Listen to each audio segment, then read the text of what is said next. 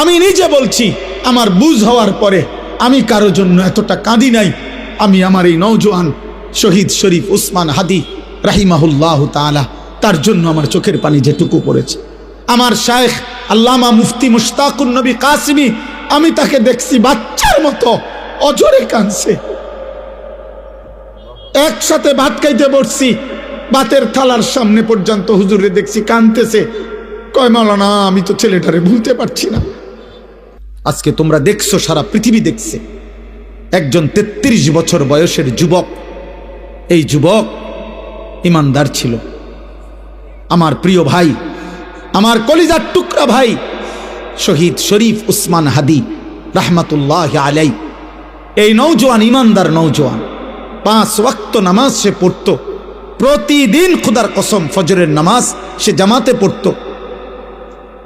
ফজরের জন্য বন্ধুদেরকে ডাকতো। ফজরের নামাজ পড়ে তার সংসদীয় এলাকা, যেখান থেকে সে স্বতন্ত্র প্রার্থী হতে চেয়েছে, সেখানে ওয়ার্কিং করত। যেদিন গুলিবিদ্ধ হয়েছে সেদিন তো সে জুমার নামাজ পড়ে আল্লাহকে সেজদা দিয়ে মসজিদ থেকে বাইর হয়েছে। এর কিছুক্ষণের মধ্যেই সে গুলিবিদ্ধ হয়েছে। সে হাফেজে কোরআন ছিল, তার বাবা আলেম ছিলেন, তার বড় ভাই আলেম, সে মাদ্রাসার ছাত্র ছিল, সে আল্লাহকে ভালোবাসতো, পাক্কা ইমানদার ছিল।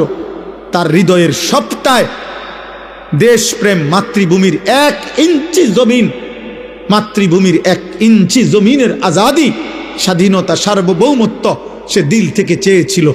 তার বক্তব্য এটাই ছিল যে আমি আমার মাতৃভূমির 1 ইঞ্চি জমিন আমি কাউকে নিতে দেব না, নিতে দেব না। এক যুবক আল্লাহকেও রাজি করেছে, মাতৃভূমির প্রতি ভালোবাসা দেখাইছে, ঈমান এবং দেশপ্রেম, এই 2 জিনিস তার মধ্যে একত্র হওয়াতে, তোমরা ভাই বলো, একটা ছেলে বলো, তোমরাও দেখছো আমরাও দেখছি, গোটা বাংলাদেশের লক্ষ লক্ষ আলেম, মুফতি, মুহাদ্দিস, পীর, বুজুর্গ, আউলিয়া, ইমাম, খতিব, মুয়াজ্জিন, তালেবে ইলম, হাফেজে কোরআন, বুড়া মানুষ, জওয়ান মানুষ, বাচ্চা মানুষ, আরে বাবা, এই জাতির 18 কোটি মানুষ মনে হয় তার জন্য অঝরে চোখের পানি ফেলছে। আমি অসংখ্য আলেমের মুখে শুনছি, আমি নিজে বলছি, আমার বুঝ হওয়ার পরে আমি কারো জন্য এতটা কাঁদি নাই। আমি আমার এই নওজোয়ান শহীদ শরীফ উসমান হাদি রাহিমাহুল্লাহ তাআলা, তার জন্য আমার চোখের পানি যেটুকু পড়েছে। আমার শায়েখ আল্লামা মুফতি মুশতাকুন নবী কাসিমি, আমি তাকে দেখছি বাচ্চার মতো অজরে কাঁদছে। একসাথে ভাত খাইতে বসছি, ভাতের থালার সামনে পর্যন্ত হুজুরে দেখছি কাঁদতেছে। কয় মাওলানা, আমি তো ছেলেটারে ভুলতে পারছি না। তাইলে বলো ভাই, এত মানুষের চোখের পানি ঝরছে একজন ইমানদার যুবকের জন্য, তোমরা দেখছো বাবা। অতএব তোমাদের কাছে বলি, বাপ, মরিলে এমন মরাই মইরো, বাঁচলে এমন বাঁচাই বাইচ। এই পৃথিবী তোমারে মনে রাখবে না রে আব্বা। এই নারী, ছবি, মোবাইল, অশ্লীল দৃশ্য, জিনা, ব্যভিচার, মদ, জুয়া, বন্ধুদের অসৎ আড্ডা, রাত্র দিন মোবাইলের আসক্তি, আর 1 ওয়াক্ত নামাজের সেজদা নাই। খোদার কসম, রব্বে কাবার কসম, এই পৃথিবী তোমারে মনে রাখবে না, তোমারে মনে রাখবে। পৃথিবী শ্রদ্ধা করে না। দুনিয়া তো নাফরমানও ভোগ করে, কিন্তু পৃথিবী তাকে সম্মান করে না। ফেরাউন এই নাম, এই বেঈমান, তো পৃথিবী ভোগ করছে, সে তো বাদশা ছিল। কিন্তু আজকের পৃথিবীতে কোনো মানুষ মুসলমান দূরে থাক বেটা, কোনো মানুষ কোনো কুত্তার নামও রাখে না ফেরাউন।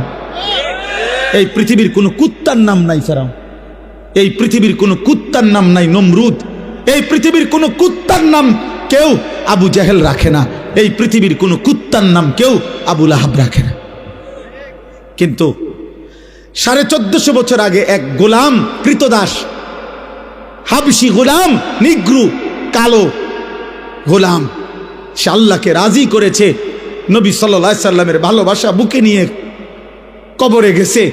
আজকে 1450 বছর পরেও পৃথিবীর লক্ষ কোটি ইমানদারের সন্তানের নাম বেলাল। বেলালের কোনো আঞ্চলিকতা নাই, বেলালের কোনো সীমানা নাই। বেলাল সারা পৃথিবীর, আবু বকর সারা পৃথিবীর, ওমর সারা পৃথিবীর। 1000 বছর পরেও ইনশাআল্লাহ মনে রাখবা, এই মাটির যদি আরো 1000 বছর পরেও এই জমিন, আমার বাংলার জমিন টিকে থাকে, তো 1000 বছর পরের বাচ্চাটাও ইনশাআল্লাহ শহীদ শরীফ উসমান হাদির নাম জানবে, ওকে চিনবে, ওকে চিনবে। জোনায়েদ বাগদাদির নাম সবাই জানে, বাগদাদের আর কোনো ধনীর নাম কেউ জানে না। বাইজিদ বুস্তামির নাম সবাই জানে, বুস্তাম নগরীর কোনো সম্পদশালী ক্ষমতাধর ব্যক্তির নাম কেউ জানে না। আব্দুল কাদের জিলানী রাহমাতুল্লাহ আলাইহির নাম সবাই জানে, কিন্তু ওনার ওই বাগদাদের, ইরাকের ওই সময়কার কোনো ধনাঢ্য ক্ষমতাধর কোনো ব্যক্তির নাম পৃথিবী জানে না। রাবেয়া বসরির নাম সবাই জানে, কিন্তু ওই জামানার কোনো সুন্দরী রূপসী নর্তকীর নাম পৃথিবী জানে না। বেঈমানের নাম থাকে না, নাফরমানের নাম থাকে না, ইমানদারের নাম কলিজায় কলিজায় বসে যায়, ইমানদারের নাম আরশে আজিমে লেখা হয়ে যায়। ফেরো, তুমি ফেরো, আল্লাহর দিকে ফেরো, আল্লাহর দিকে ফেরো। আমি বড় আশাবাদী, একটা একটা নওজোয়ান ফিরবে। আগামী দিনের স্বপ্ন দেখি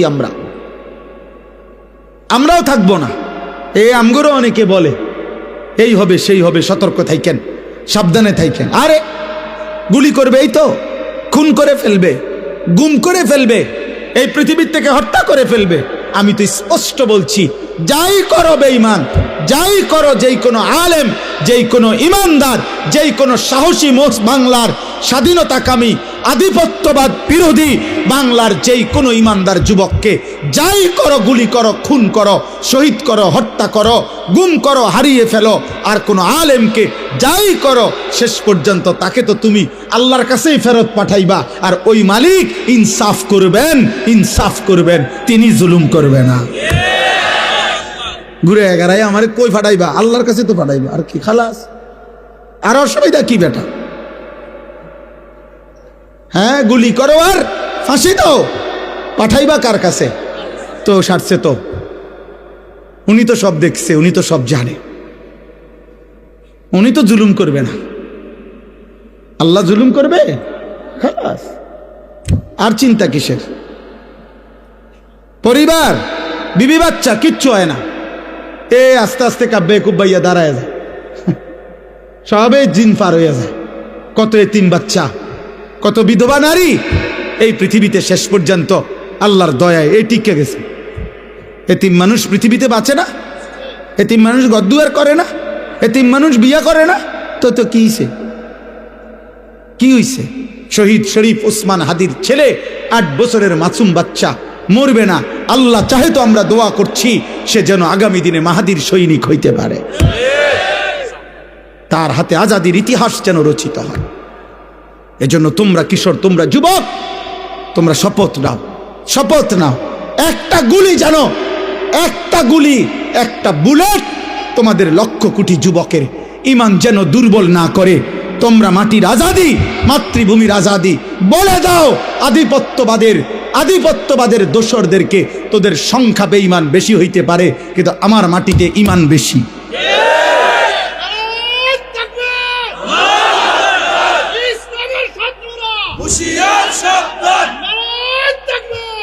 আমাদের জমিনে ঈমান বেশি, ইনশাআল্লাহ, ইনশাআল্লাহ। আমরা খুন দেব, আজাদি দেব না। 1 ইঞ্চি মাতৃভূমির জমিন কেউ নিতে পারবে না, ইনশাআল্লাহ। যে পরিমাণ যুবক দরকার, রবের ইশারায় তুমি জানবাও না, ইমানদার যুবক ঠিকই আছে, ছিল, থাকবো, ইনশাআল্লাহ। এমন অনেক ছেলে আসো, শোনো মিয়া, আমার কথা শোনো। নবী তো সেদিন আবু বকরকেও দাওয়াত দিছে, আবু জেহেলকেও দাওয়াত দিছে, ওমরকেও দাওয়াত দিছে, আবু লাহাবকেও দাওয়াত দিছে, দিছে না? কথা বলে না তো? আল্লাহর পাক যেন বন্ধুকে বলছে, বন্ধু দাওয়াত আমনে সবাই রে দেন, লোক নিমু আমি। লোক নেব কে? আমি লোক নেমু। কারে কারে লাগবে ইসলাম বিজয়ের জন্য সেটা আমি নেব, আমনে কইতে থান, আমনে কোন? তো আল্লাহ পাকের নবী দাওয়াত তো দিছে সবাইকে, আর শাজিমের মালিক বলছে আবু বকরকে নিলাম, আবু জাহেলকে নিলাম না, ওমরকে নিলাম, আবু লাহাবকে নিলাম না, ওসমানকে নিলাম, উতবাকে নিলাম না, আলীকে নিলাম, শাইবাকে নিলাম না। আল্লাহ বলেন বন্ধু চারোটাই কোরাইশ বংশের, আবু বকর কোরাইশ, আবু জাহেলও কোরাইশ, আবু লাহাবও কোরাইশ, ওমরও কোরাইশ। আল্লাহ বলেন আমার মন চাইছে এই দুইজন নিলাম, আমার মন চায় ওই দুইজন নিলাম না। এজন্য ইমানের বিজয় হবে, মাহাদি আসবে, কালেমার বিজয় হবে, দাজ্জালের পতন হবে, ইহুদিদের পতন হবে, ইসলামের পতাকা উড়বে, পৃথিবীময় ইসলামের খেলাফত প্রতিষ্ঠিত হবে। খোদার কসম, এ তোমার নবীর কথা, এ আমার নবীর কথা, এ কায়নাতের নবীর কথা, এ রাহমাতুল্লিল আলামিনের কথা। তিনি বলছেন যদি ইসরাফিল ফু দিতে আর একদিনও বাকি থাকে তবুও উম্মত মনে রাখো আমি রসুল বলে গেলাম, মাহাদি আসবে, দাজ্জাল প্রকাশ পাবে, মাহাদি তাকে হত্যা করবে, আর কালেমার পতাকা পৃথিবীময় উড়বে। আমার নবী সাল্লাল্লাহু আলাইহি সাল্লামের কথা মিথ্যা হবে? সত্য হবে? হবেই হবে ইনশাআল্লাহ। হয়তো তুমি কামে লাগলা না রে, ইসলামের বিজয় হবে যেদিন, হয়তো তুমি সেদিনও বেডি চাও, তুমি নর্তকী দেখবারি, তোমার মতো আকামলারে নিল না আরে, তোমার মতো চরিত্রহীনরে নিল না আর কি, তোমার মতো নারী লুভিরে নিল না আর কি, তোমার মতো নেশাখোর জুয়াখোররে নিল না আর কি। তো কি সে আবু জাহেল ছাড়া ইসলাম বিজয় হয় নাই? আবু লাহাব ছাড়া ইসলাম বিজয় হয় নাই? তো তো তোমার ছাড়া হইতো না? আমার ছাড়া হবে না? হবে ইনশাআল্লাহ, হবে ইনশাআল্লাহ। এই জন্য বাপ এটা বুঝতে শিখো। আল্লাহ বলছেন আহাসিবান নাসু আন ইউতরাকু আন ইয়াকুলু আমান্না ওয়া হুম লা ইফতানুন। আল্লাহ বলে বান্দা তুমি শুধু মুখে বলবা আমি মুসলমান, আমি মুমিন, আর আমি তোমাকে কোনো পরীক্ষা না নিয়ে এমনিতেই ছেড়ে দেব, জান্নাত দিয়ে দেব, হবে না, হবে না, দেব না। ওয়ালাকাদ ফাতান্নাল্লাযীনা মিন ক্বাবলিহিম, আল্লাহ বলে সকল যুগে যারাই নিজেকে মুমিন বলেছে আমি তাদের পরীক্ষা নিয়েছি। ফালা ইয়ালামান্নাল্লাহুল্লাযীনা সাদাকু ওয়ালা ইয়ালামান্নাল কাযিবিন, আমি পরীক্ষা নিয়েই জেনে নিয়েছি ইমানের দাবিতে সত্যবাদী কে, মিথ্যাবাদী কে। অতএব আমরা যারা এখানে আছি আমরা নিজেকে মুসলমান বলি তো, বলে না ভাই? অতএব খোদার কসম জওয়ান বুড়া, নারী পুরুষ, ছোট বড়, আলেম পাবলিক, হুজুর মুসল্লি সবাই পরীক্ষা দিতে হবে। কার কাছে? কি দিতে হবে? এই পরীক্ষা কি? পরীক্ষা হলো এই তামাম জিন্দিগির আমল, এটাই পরীক্ষা। প্রতিটা নামাজের ওয়াক্ত পরীক্ষা। আল্লাহ দেখতে চায় সেজদা দেও না নাফরমানি করো। প্রতি বছর পরীক্ষা, যাকাত দিচ্ছ না দিচ্ছ না। প্রতি রমজান পরীক্ষা, রোজা রাখছো না রাখছো না। প্রতিবার সম্পদ হলে আমি আল্লাহ দিছি তো আমি দেখছি, হজ করছো না করছো না। নারীর সামনে মোবাইলে হোক আর রাস্তায় হোক পরীক্ষা, তাকায় আসো না চোখ নামাইছো। টাকা সামনে পরীক্ষা, হালাল টাকা না হারাম টাকা। খাবার সামনে পরীক্ষা, হালাল খাবার না হারাম খাবার। মানে আমার প্রতিটা আদেশ, প্রতিটা নিষেধ, আমার রসুলের প্রতিটা সুন্নাত, এটাই পরীক্ষা। পরীক্ষা কোনটা তাইলে? এই জীবনভর ঈমান আমলের পরীক্ষা। আল্লাহ বলেন তুমি পরীক্ষা দিতে হবে, পরীক্ষার মাধ্যমে আমি আল্লাহ জেনে নেব। পরীক্ষা চলবে মৃত্যু পর্যন্ত। কোন পর্যন্ত? এজন্য তাফসীরের মধ্যে আছে দুনিয়াকে বলা হয় দারুল ইমতিহান, পরীক্ষার ঘর। আখিরাতকে বলা হয় দারুল জাযা, ফলাফলের ঘর। দুনিয়াকে বলা হয় দারুল আমাল, আমলের ঘর। আখিরাতকে বলা হয় দারুল হিসাব, হিসাবের ঘর। আমল এখানে, হিসাব সেখানে, পরীক্ষা এখানে, ফলাফল সেখানে, ফলাফল সেখানে। এজন্য পরীক্ষা দিতে হবে আব্বা, পরীক্ষা দিতে হবে, পরীক্ষা দিতে হবে। নবী সাল্লাল্লাহু আলাইহি সাল্লামের একটা একটা সুন্নাত মানতে হবে। আমরা এই জন্যই বলি, আমি ব্যক্তিগতভাবে কোনো দিন এই দ্বন্দ্বে বিশ্বাসী না। ওই ধাক্কা ধাক্কি ঠেলা ঠেলি, তার লগে তোর লগে আপনি কথায় কথা বহস করে এলাম, আয় বেড়া উড়াইলাম, বেড়া কেডা আস না, উড়ানের দরকার আপনি জাগাত থাকেন। কীর্তন উড়াইতাম আমি হুদা কামে, আমি এই পদ্মারিত নাই। আমার জীবনে কোনোদিন আমি বাংলাদেশের কোনো বক্তা, আলহামদুলিল্লাহ আমার স্যার, আমি ওইখান থেকে রওনা, আমার ওইখানে পৌঁছতে দেরি হয়েছে জ্যামের কারণে, এই জন্য আমার এখানে আসতে দেরি হয়েছে। তো আমি মনে মনে নিয়ত করছিলাম, ভাবতেছিলাম যে আমার আব্দুল বারী মাস্টার সাহেবরে আমি জানি গিয়া দেখিনি, কারণ এত রাত হয়ে গেছে, স্যারে জানি অসুস্থ শরীর দুর্বলতার কারণে চলে গিয়ে যায়, আইসা দেখছি ভাল লাগছে।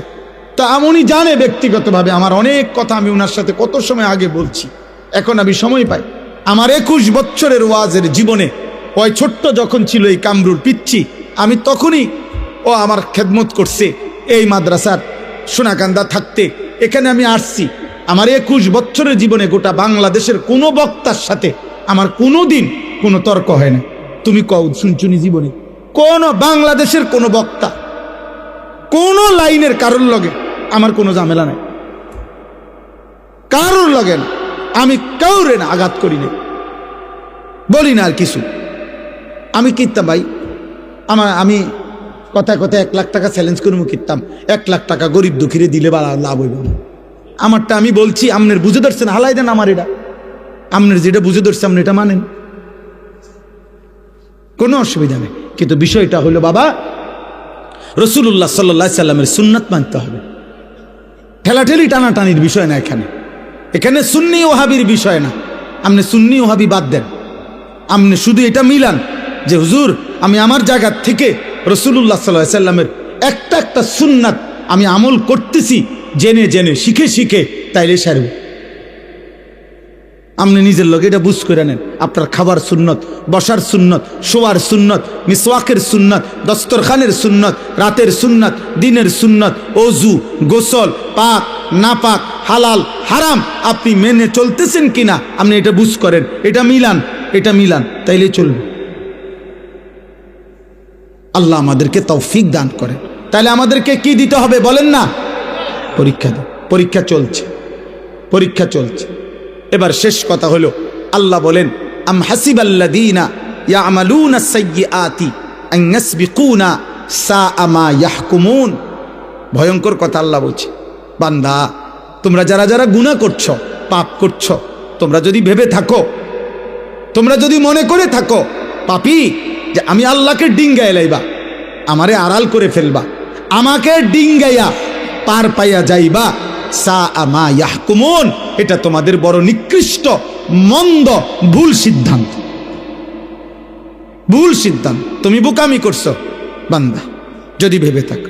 তুমি যদি মনে করে থাকো যে পুলিশের ফাঁকি দিয়া লাইছি, র্যাব টের পাইছে না, বিজিবি টের পাইছে না, মেম্বরে কইতারে না, চেয়ারম্যানে জানে না, আমার আব্বাই জানে না, আমার মায়ে জানে না, আমার বউয়ে টের পাইছে না, আমার জিফুতে টের পাইছে না, আমগো গ্রামের কেউ টের পাইছে না, খোদার কসম আল্লাহ বলেন এদের সাথে তুমি আমারে আন্দাজ করো না বান্দা, যে এতজনকে ফাঁকি দিছি আর কিটা আর কেডা। আল্লাহ বলেন আর কেডা বুঝো নাই, আমি আছি না, আমারে ফাঁকি দিবা কেমনে, আমাকে ফাঁকি দিবা কেমনে? অতএব আল্লাহকে ফাঁকি দেওয়া যায়? আল্লাহকে ফাঁকি দেওয়া যায়? যায়। সর্বশেষ কথা হলো পঞ্চম আয়াত, মান কানা ইয়ারজু লিকা আল্লাহ ফাইন্না আজালাল্লাহি লাআতিন ওয়া হুয়াস সামিউল আলিম। ওহো মাওলা, আল্লাহ তো সুন্দর করে বলছে বান্দা, অতএব যারা জীবনভর ঈমান, ইবাদত, আমল, সেজদা, তাহাজ্জুদ, গুনাহ থেকে বেঁচে থেকে চুরি, ডাকাতি, জিনা, ব্যভিচার, মদ, জুয়া, সুদ, ঘুষ এগুলা ছেড়ে দিয়ে আমার বন্দিগি করে করে এই আশা করে বসে আছো যে আমি আল্লাহর সাক্ষাৎ পাইবা, জান্নাত পাইবা, এই আশায় আশায় যারা জীবনভর নেক আমল করে যাচ্ছ, আমি আল্লাহ ওয়াদা দিলাম আমি একজন ফেরেশতা পাঠাবো, মৃত্যুর ফেরেশতা মালাকুল মউত আজরাইল, সে তোমাকে নিয়ে আসবে আমার কাছে, আর আসলেই আমি জান্নাতের নেয়ামত তোমারে দিয়ে দেব। ফাইন্না আজালাল্লাহি লাআতিন ওয়া হুয়াস সামিউল আলিম। অতএব তোমরা যে যাই করছো আমি শুনতেছি, আমি জানি, ভালোটাও শুনি মন্দটাও শুনি, ভালোটাও জানি মন্দটাও জানি। অতএব সিদ্ধান্ত নাও যে তুমি কি করবে। আমি আল্লাহ স্পষ্ট বললাম। আল্লাহ আমাদের সবাইকে ঈমান আমলের তৌফিক দান করেন, বলেন ইনশাআল্লাহ, বলেন আমিন। আল্লাহ তাআলা এই মাহফিল কবরবাসীদের রূহের মাগফিরাত, জীবিতদের জীবন পরিবর্তনের মাধ্যম হিসাবে কবুল করেন। আমি আমার গাড়িতে একটা বই আছে, সাদা গাড়িতে রাসূলুল্লাহ সাল্লাল্লাহু আলাইহি ওয়াসাল্লামের জীবনের সমস্ত সুন্নাত, একেবারে জিন্দিগির যত সুন্নাত নবীজির জীবনের ছোট বড় প্রায় 600 পৃষ্ঠা ব্যাপী, বাংলা ভাষায় এর চাইতে বড় পূর্ণাঙ্গ নবীজির সুন্নাতের উপরে আর কিতাব নাই। আছে আরো ছোট ছোট, কিন্তু এই কিতাবটা অনেক সুন্দর।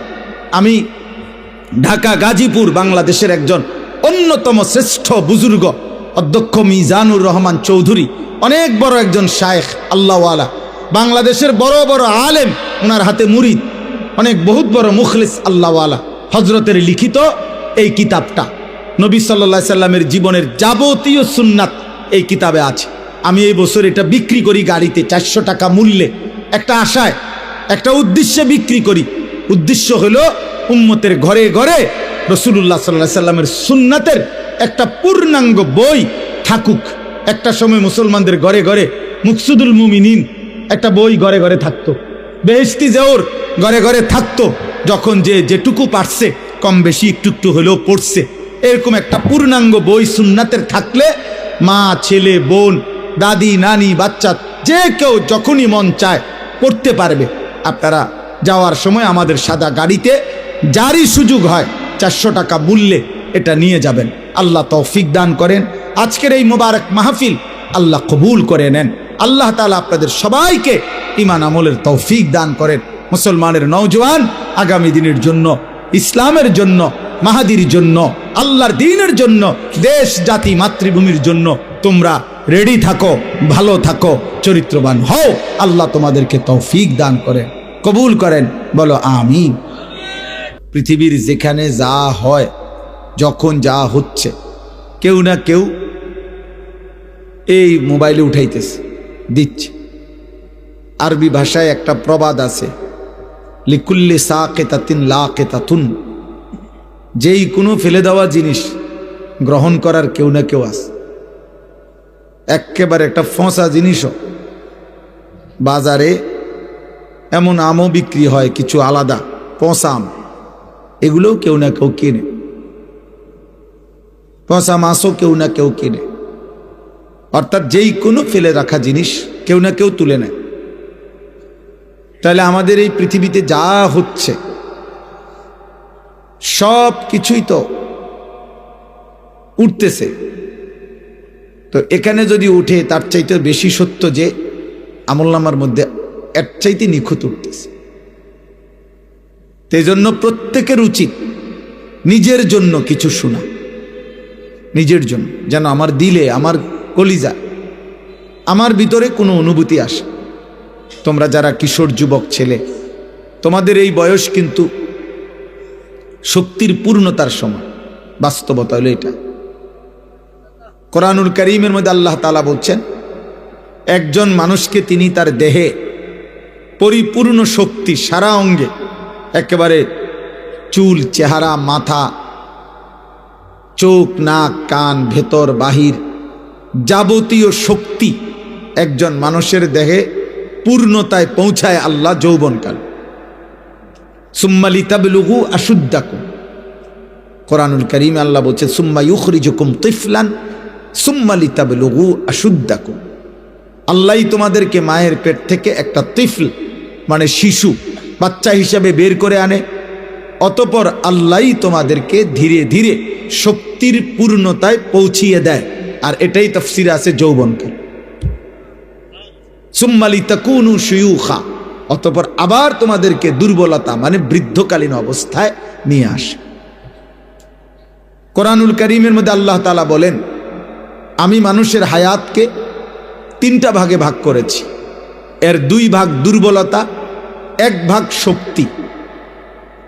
আল্লাহ তাআলা বলছেন, আল্লাহুল্লাযী খালাকাকুম মিন দুআফিন, আল্লাহই তোমাদেরকে সৃষ্টি করেছেন দুর্বল অবস্থায় মানে শিশুকাল। সুম্মা জাআলা মিন বাদি দুআফিন কুওয়াতান, অতঃপর তোমাদের দুর্বলতার উপরে তিনি নতুন করে তোমাদেরকে দিয়েছেন কুওয়াতান, শক্তি মানে যৌবনকাল। সুম্মা জাআলা মিন বাদি কুওয়াতিন দুআফান ওয়া শাইবা, অতঃপর তিনি আল্লাহই পুনরায় আবার ফিরিয়ে দিয়েছেন দুর্বলতা এবং বৃদ্ধ অবস্থা। ইয়াখলুকু মা ইয়াশা, তোমার দেহ দেখলেই তুমি বুঝবে বান্দা যে আল্লাহ যখন যা ইচ্ছা তাই করতে পারে। এক হাতে একবার দুর্বল, একবার সবল, আবার দুর্বল, তিনি যা ইচ্ছা তাই করতে। এই চেহারায় তিনি কখনো হাসান, কখনো তিনি বিষণ্ণ বানান। অর্থাৎ আল্লাহই যা ইচ্ছা তাই করতে পারে। তাইলে মূলত এই বেটা অপদার্থ কোথাকার, আবার হাসো বেটা, ফালতু কোথাকার। তুমি কি তামাশা মনে করছো বিষয়টা? তোমার তো অনুমতি দিলাম চলে যাওয়ার জন্য বেটা, যার অসুবিধা হয় সে চলে গেলে ভালো। আমার তো এটা কোনো নির্বাচনী ক্যাম্পেইন না, আমি ভোট প্রার্থী না ভাই, আমার কোনো মার্কা নাই, আমি কোনো মার্কার ক্যাম্পেইনও করি না, কারো কাছে কোনো ভোট প্রার্থনা করি না, কোনো দল বা কোনো ভোটের পক্ষে কোনো মার্কার পক্ষে প্রচারণাও করি না।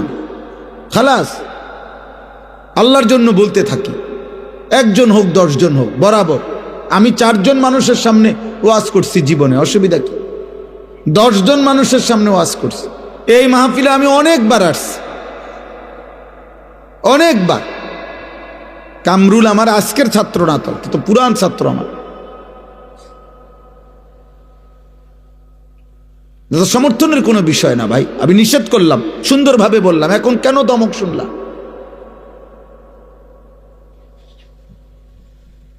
খামখেয়ালি না করলে ভালো ভাই। মনে রাখো আব্বা, এটা তুমি আজকে তোমরা কিশোর যুবক ছেলেদেরকে সবচেয়ে বড় বদনসিব বাবা, যাকে কেউ টানে ধরে না। খোদার কসম, কোন মানুষের জীবনের সবচেয়ে বড় দুর্ভাগ্য কি আমরা কিতাবে পড়ছি, কোন মানুষের জীবনের সবচেয়ে বড় দুর্ভাগ্য হলো যে তার কপালে এমন একজন অভিভাবক জোটে নাই যে তাকে টেনে ধরুন। এটা তার জীবনের সবচেয়ে বড় দুর্ভাগ্য। এরকম একটা অভিভাবক যে পায় নাই, সে আসলেই মন্দ করে। এক সময় ঘুরতে ঘুরতে লাওয়ারিসের মতো জীবনটা এলোমেলো হয়ে যায়। কিন্তু এমন একজন কেউ যদি জোটে, এটা করবা, এটা ছাড়বা, এদিকে আসো, চুল কাটো, জামাইটা বদলাও, এখন নামাজ পড়ো, এই যে একজন ধরুন না তারে আগলাইয়া রাখে, তাই না রাখে, এরকম একটা মানুষ যার কপালে জুটছে অভিভাবক, ওই মানুষের জীবনে সবচেয়ে বড় সৌভাগ্য, ভাগ্য এটা। যত মানুষ এই পৃথিবীতে, খোদার কসম, মাদ্রাসা হোক, জেনারেল লাইন হোক, ভদ্র, শিক্ষিত, মার্জিত, চরিত্রবান, পবিত্র, আমার ভাই, যেই কোনো কেউ লক্ষ্য করে দেখো, খবর নাও, তাকে কেউ একজন আগলাইয়া ধরে রাখছে, তাই না? ধরে রাখছে, এলোমেলো হইতে দেয় না। আমি অনেক বয়ানে এটা বলছি। আমার একবারের চুল আমার বড় ভাই 3 বারও কাটাইছে সেই ছাত্র জীবনে। সামান্য শুধু চুল সামনে পিছনে হাতে লাগে 19-20, বলছে আবার যাও, আবার চুল কাটছি, আবার আসছি ভাই, আবার চুল হাতাইয়া কইতেছে হইছে না, আবার যাও। 3 বারের পরে এরপর কইছে হ্যাঁ এখন হইছে, সামনে পিছনে চারিদিকে সমান হইছে, এখন গোসল কর যা। এটা একটা ভাগ্য ভাই, এটা ভাগ্য। আমি এখন আমার সাথে আমাদের এক প্রিয় ভাই, আমাদের কুমিল্লা কোম্পানিগঞ্জ বাজারের হেলাল ভাই আসছে আমার, ওনারে বলতেছিলাম আমি একটা বিদেশের একটা দেশে পড়ালেখা করার জন্য, ইচ্ছা করে নাম বলতেছি না, পড়ালেখা করার জন্য আমি চাইছিলাম। 175 জন ছেলের সাথে ইন্টারভিউ দিয়ে আমি ঢাকাতে সেকেন্ড হয়েছিলাম, আমার কাগজপত্র আসছে, কিন্তু আমার বড় ভাই কাগজপত্রগুলো ফেলে দিছে, বলছে না তুই হেনে যাইতে পারতি না। আমি অনেক কাঁদছিলাম, অনেক কাঁদছিলাম, মারে এটা পর্যন্ত কইছিলাম যে ভাই আমার ভালো চায় না মনে, কিন্তু আমি মাইনে নিছি ভাইয়ের কথা যে যা, ভাইয়ে বলছে যাইতাম না, যাব না। আলহামদুলিল্লাহ পরবর্তী 4 বছরের ব্যবধানে দেখছি যে আমার জীবনে বড় ভাইয়ের এই সিদ্ধান্ত মেনে নেওয়ার কল্যাণ আমার আজকে 25 বছর ধরে এটার ফলাফল ভোগ করছি। মানে আমার ফায়দা হয়েছে, আমি গেলে ক্ষতি হইতো, আমার জীবনের ক্ষতি হইতো। এরকম অসংখ্য, সারা রাত কইতে পারবো। আমার বলার উদ্দেশ্য বাবা, আজকে অধিকাংশ ছেলে লাওয়ারিসের মতো। আপনারা নাইলে একটা ছেলেকে জিজ্ঞেস করেন, যে ছেলেটা আপনার চুলগুলো মুশরিক বেঈমানের মতো। তার কোনো অভিভাবক আছে কিনা আপনি জিজ্ঞাসা করেন। এখন দাঁড়া করান।